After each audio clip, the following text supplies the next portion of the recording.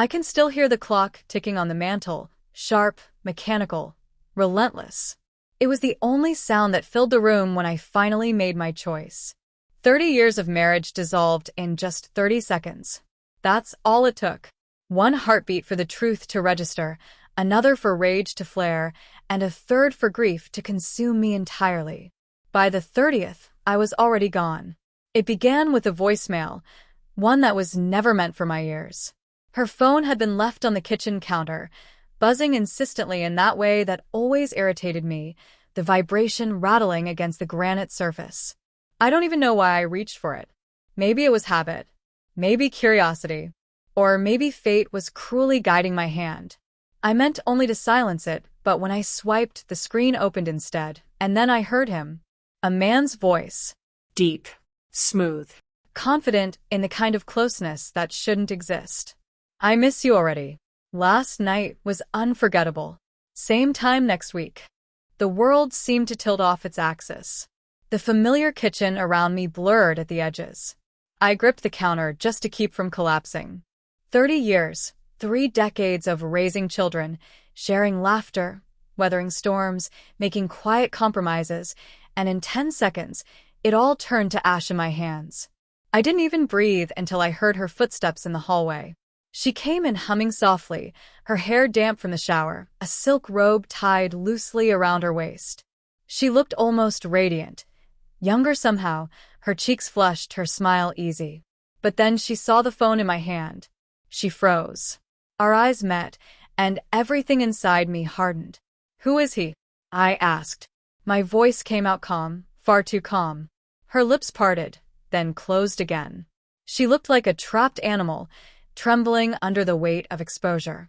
"Daniel, it's not what you think," she said, the oldest lie in the book. "It's exactly what I think." My grip on the phone tightened, the edges digging into my palm. "How long?" Her silence was worse than any confession. Her gaze darted from the floor to the wall, anywhere but me. My stomach twisted. "How long?" I demanded again. Her shoulders slumped. Her voice came out small, fragile. "A year. A year." My knees nearly gave out. I clung to the counter, the granite cool against my sweating hands. A year of deceit. A year of excuses when she slipped out of the house. A year of her laughter softening when she looked at her phone. A year of claiming exhaustion when I reached for her at night. Every memory I had reshaped itself, cruelly rewritten in an instant, as if I'd been living someone else's life. The clock ticked on, each second landing heavier than the last. I could have shouted. I could have begged. I could have hurled that phone through the window. But instead, something in me went completely still. It felt like my heart, after 30 years of loving her, had finally given up the fight. "You've destroyed everything," I said quietly. She stepped toward me, reaching out, her voice trembling. "No, Daniel, please.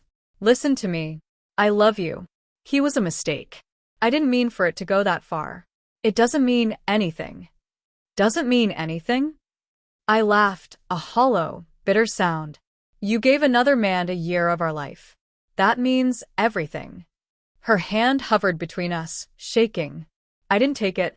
Then came a strange calm, slicing through the chaos. It wasn't anger anymore, just clarity. 30 years of marriage. 3 decades of faith and effort, of believing in vows that were supposed to mean forever. And in half a minute, I understood I didn't have to spend another second trapped in a lie. I straightened, feeling oddly weightless. "I'm leaving." Her face drained of color. "What?" "Daniel, no. Please, we can fix this." "We can." "No," my tone was sharp, final. "You don't come back from this.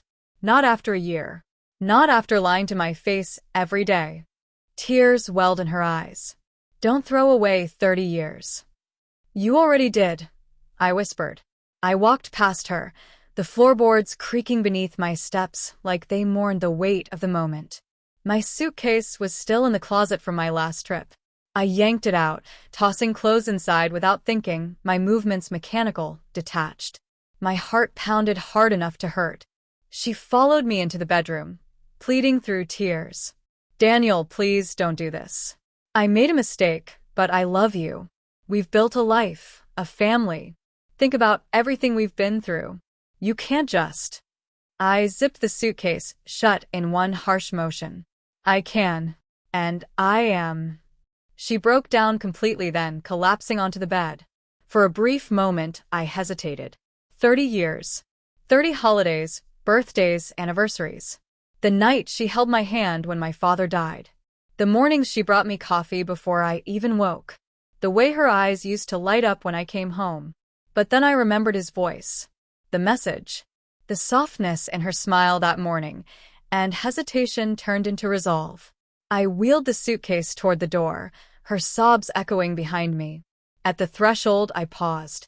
The house smelled like her perfume, like the dinner she used to make, like the life I thought was real. I turned once more. She sat crumpled on the bed, broken. And for the first time in 30 years, I felt absolutely nothing. I hope he was worth it, I said softly. Then I walked out. The air outside was cold, cutting into my lungs. I stood on the porch for a moment, suitcase at my side, as the gray sky opened up and a light rain began to fall. It washed over me, cool, clean, and final. 30 years of marriage. Ended in 30 seconds.